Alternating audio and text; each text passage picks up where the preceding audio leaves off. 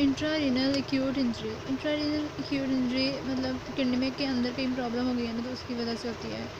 ये आगे से मेन 3 इसकी वजह हो सकती हैं। जो ट्रांसफ़र होती है आयंस वगैरह की, वो 3 जगहों पे होती है। ब्लड होता है और ल्यूमन होता है ट्यूब्यूल्स का, और मतलब ल्यूमन ट्यूब्यूल होती है, और इसके सेंटर में इंटरस्टिशियम होता है। ब्लड और ट्यूब्यूल के दरमियान में इंटरस्टिशियम होता है।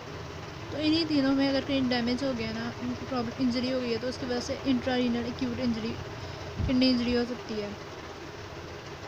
अब ग्लोमेरुलस की इंजरी में सबसे पहले इंटरस्टिशियल की इंजरी देख लेते हैं कि इंटरस्टिशियल की इंजरी के कैसे हो सकते हैं।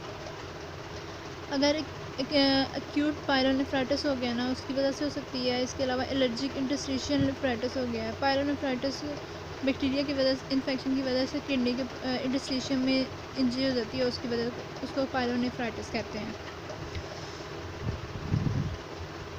अब वो कहते हैं कि ये सारे जो ये जो क्लासिफिकेशन हम करते हैं ना, ग्लोमेरुलस, ट्यूबुलर, ट्यूब्यूल की इंजरी को हमने ट्यूबुलर नेक्रोसिस भी कह देते हैं, और जो इंटरस्टिशियम की इंजरी होती है, ये जो प्राइमरी साइट ऑफ इंजरी की क्लासिफिकेशन है, मतलब ये इंटरकनेक्टेड होते हैं।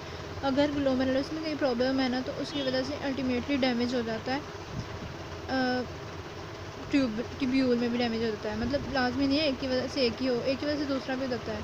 पर अगर कहीं ट्यूब्यूल में डैमेज है ना, तो उसकी वजह से ग्लोमेरुलस में की मतलब ब्लड वेसल्स में भी रीनल प्रॉब्लम आ जाती होती है।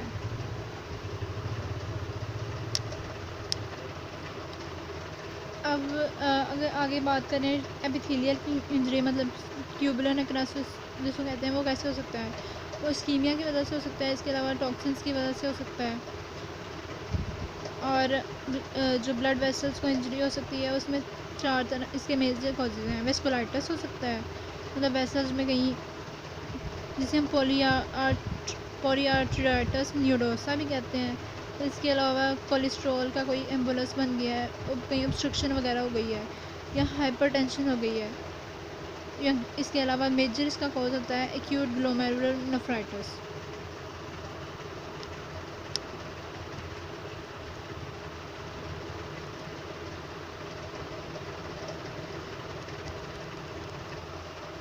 सबसे पहले हम एक्यूट ग्लोमेरुलर नेफ्राइटिस का कॉज पढ़ लेते हैं, मतलब ये कैसे होता है। ग्लोमेरुलर नेफ्राइटिस की वजह से ना, ये ना 95% केसेस में ऐसा होता है कि किडनी में कोई प्रॉब्लम नहीं होता, लेकिन बॉडी में कहीं और इन्फेक्शन हो गया, तो उस इन्फेक्शन की वजह से किडनी डैमेज हो जाती है। अब वो इन्फेक्शन स्ट्रेप्टोकोकाई बैक्टीरिया की वजह से होता है। Group A beta streptococci bacteria की वजह से हो सकता है। और ये अब इन्फेक्शन कहाँ कहाँ पे हो सकता है? ये जो इन्फेक्शन है ना, ये गला ख़राब हो सकता है, मतलब सोर थ्रोट हो सकता है। इसके अलावा टॉन्सिलाइटिस हो सकता है, स्किन में इन्फेक्शन हो सकता है। इसमें अब ये इन्फेक्शन की वजह से किडनी डैमेज नहीं होती। अब होता क्या है कि जो एंटीबॉडीज़ बनती हैं ना इस एंटीजन के खिलाफ, मतलब स्ट्रेप्टोकोकल के खिलाफ, वो कॉम्प्लेक्स बन जाता है उनका। वो रिएक्ट करती हैं एंटीबॉडीज़ एंटीजन के साथ, कॉम्प्लेक्स बन जाता है, और वो जो कॉम्प्लेक्स है ना, वो इनसॉल्युबल इम्यून कॉम्प्लेक्स बना देता है। अब ये जो इनसॉल्युबल कॉम्प्लेक्स है, ये जाके ग्लोमेरुलस में डिपॉजिट हो जाता है, ऑब्स्ट्रक्ट कर देता है। अगर अब जब डिपॉजिट हो जाएगा ना, तो ग्लोमेरुलस के जो अपने सेल्स हैं ना, वो भी प्रोलिफरेट करने लग जाते हैं। ठीक है, मेनली इसमें मेसेंजियल सेल्स प्रोलिफरेट करते हैं, जो कि एंडोथेलियल अंदर वाली सेल्स के लेयर और बाहर वाली एपिथेलियल के दरमियान में होते हैं, उसे मेसेंजियल सेल कहते हैं। वो मेनली प्रोलिफरेट करने लग जाते हैं। इसके अलावा यहाँ पे एक तो ये कॉम्प्लेक्स आ गया है। इसके अलावा वाइट ब्लड सेल्स भी इंट्रैप हो जाते हैं, और इस सारे इन्फ्लेमेटरी रिएक्शन की वजह से 2 चीज़ें होती हैं। या तो ग्लोमेरुलर पूरा का पूरा ब्लॉकेज हो गया। अगर ब्लॉकेज नहीं हुआ, तो वो जो ग्लोमेरुलस है ना, बहुत ज़्यादा परमिएबल हो जाता है, और यूरिन में वो प्रोटीन और रेड ब्लड सेल्स को फ़िल्टर नहीं कर पाता, वो लीक आउट हो जाते हैं, और ग्लोमेरुलर फिल्ट्रेट में आ जाते हैं। बहुत ज़्यादा सीवियर केसेस में किडनी अपना बिल्कुल काम करना छोड़ देती है, और रीनल शट डाउन हो जाता है। अब अगर ग्लोमेरुलर नेफ्राइटिस एक्यूट है ना, मतलब एकदम हुआ है, तो उसका वो ना हो जाता 2 हफ्तों में ना ठीक हो जाता है, नॉर्मल हो जाता है। लेकिन अगर डिस्ट्रक्शन इतनी ज़्यादा बढ़ गई है कि वो दोबारा रिपेयर नहीं हो सकती, तो उसकी वजह से फिर वो किडनी बिल्कुल इनडेफिनिट हमेशा के लिए ख़राब हो जाती है, और क्रोनिक किडनी डिजीज़ हो जाती हैं।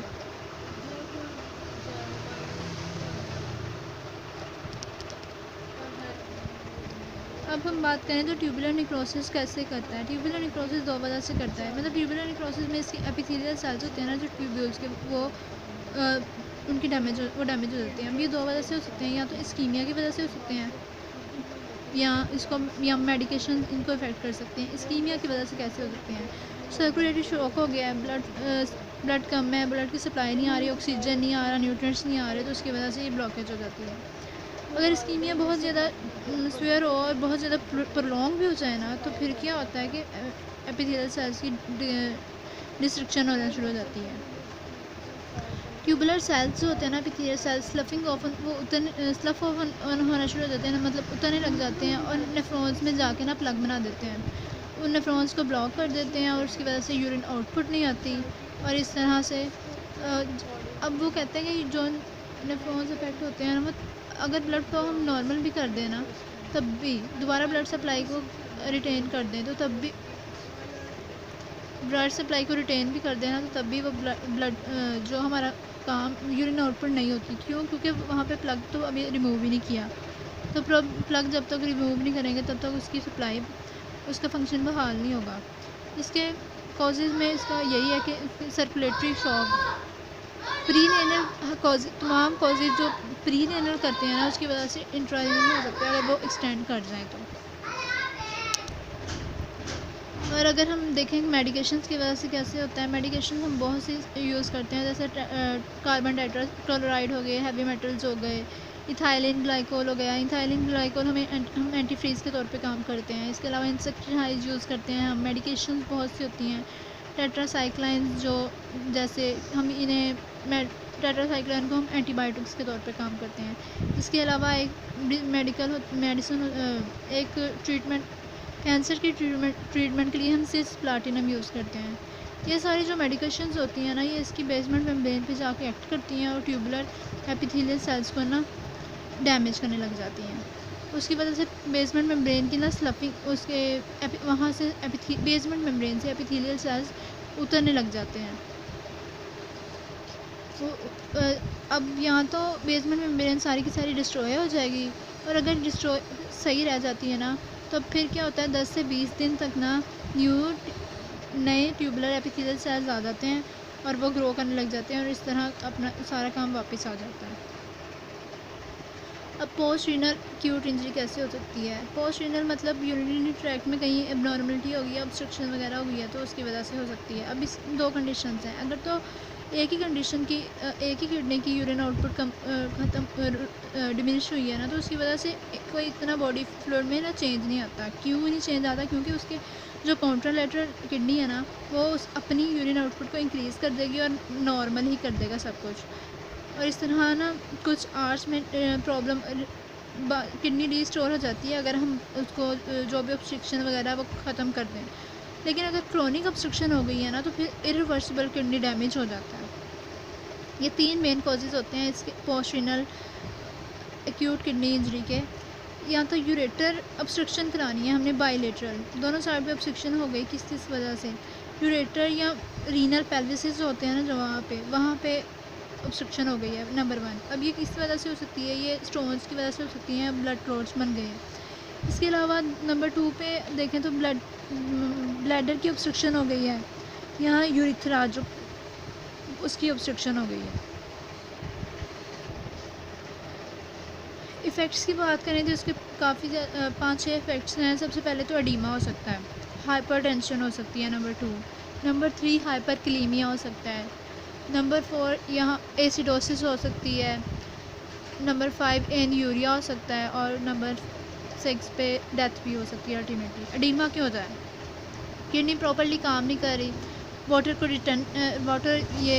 स्टीर नहीं कर रही, बॉडी में वाटर रहता जाता है, उसकी वजह से एडीमा हो जाता है। हाइपरटेंशन कैसे होती है? सोडियम को एक्सट्रीट नहीं कर रही, सोडियम बहुत ज़्यादा हो रहा है, उसकी वजह से ब्लड प्रेशर बढ़ा है, तो उसकी वजह से हाइपरटेंशन हो जाती है। अब पोटाशियम को भी एक्सट्रीट नहीं करी, उसकी वजह से हाइपरकलीमिया हो जाता है, और बहुत ज़्यादा हाइपरकलीमिया की वजह से डेथ भी हो सकती है। इसके अलावा हाइड्रोजन को भी सिक्रीट नहीं कर रहा, और हाइड्रोजन सिक्रीट ना होने की वजह से एसिडोसिस हो जाता है, और यूरिन आउटपुट नहीं हो रही, उसकी वजह से एन्यूरिया हो जाता है। एन्यूरिया मतलब यूरिन आउटपुट नहीं, यूरिया।